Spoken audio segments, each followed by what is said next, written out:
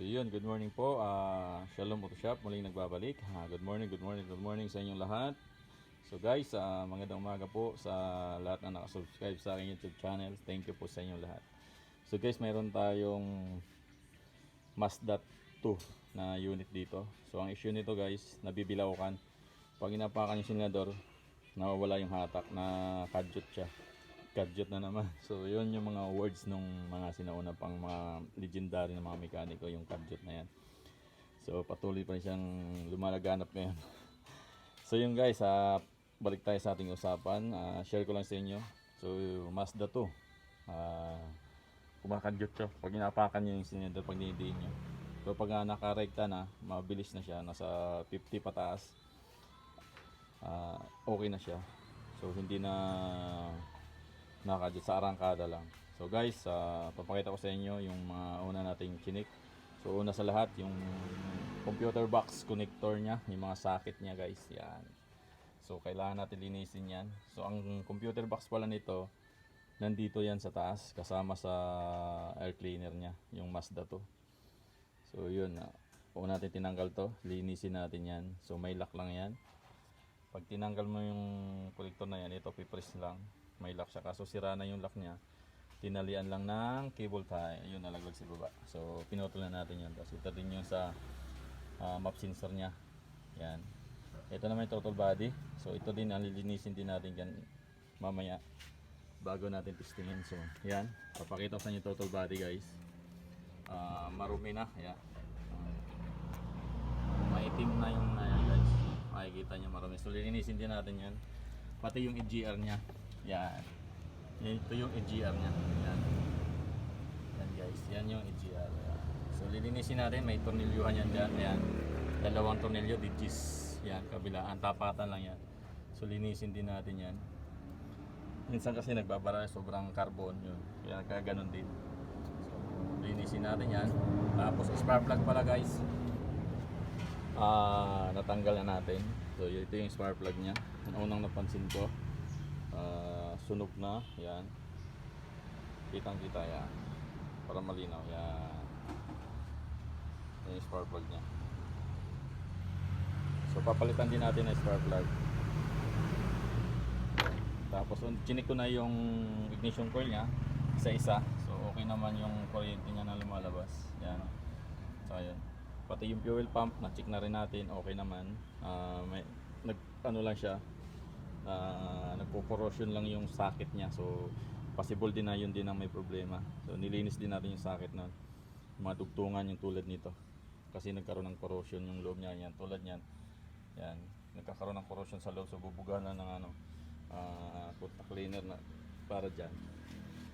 So mamaya, at ano ba ginawa natin dito.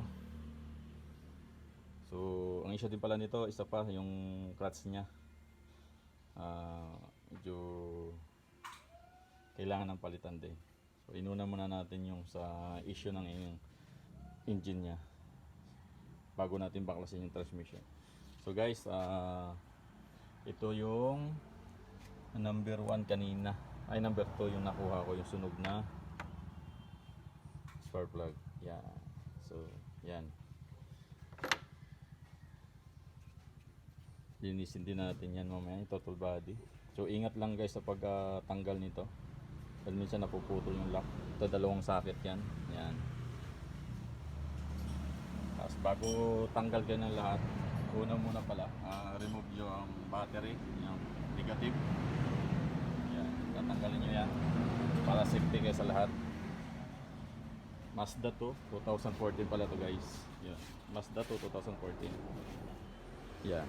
So mamaya pag nakabit natin lahat, i-update ko rin kayo sa pag ni-road test na natin, so kung okay na siya o hindi pa.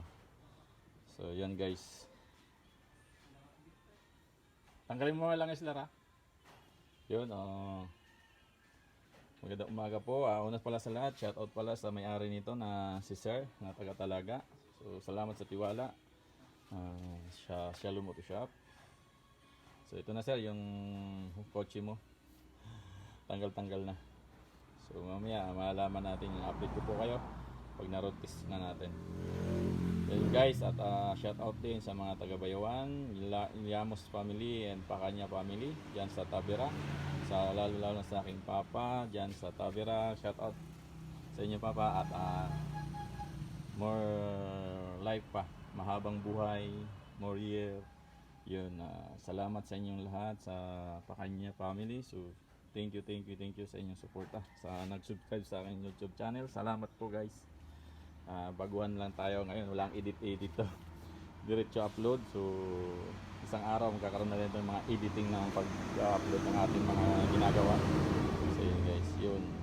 Salamat po pala sa mga nag-comment sa aking video at napansin din nila. Yun. God bless po sa inyong lahat at shalom uto siya po. Maraming salamat sa inyo. Yun lamang po at mamaya i-update ko rin kayo pag na-roadtest na natin to para kung ano man yung dapat pa natin gawin o okay na siya, kasi yun ang ginawa natin, spark plug, ignition, total body cleaning, tapos EGR cleaning, connector cleaning, check lahat ng connector. So yun guys, at sana may matutunan kayo. Salamat po and God bless. Bye bye. Shalom uto siya po. Pa-subscribe na lang po sa aking YouTube channel at kung hindi pa kayo subscribe, pakipindot na rin ng button bell dyan sa baba. Salamat po at pakishare naman po ng ating video. Thank you and God bless po sa inyo lahat. Shalom uto siya po.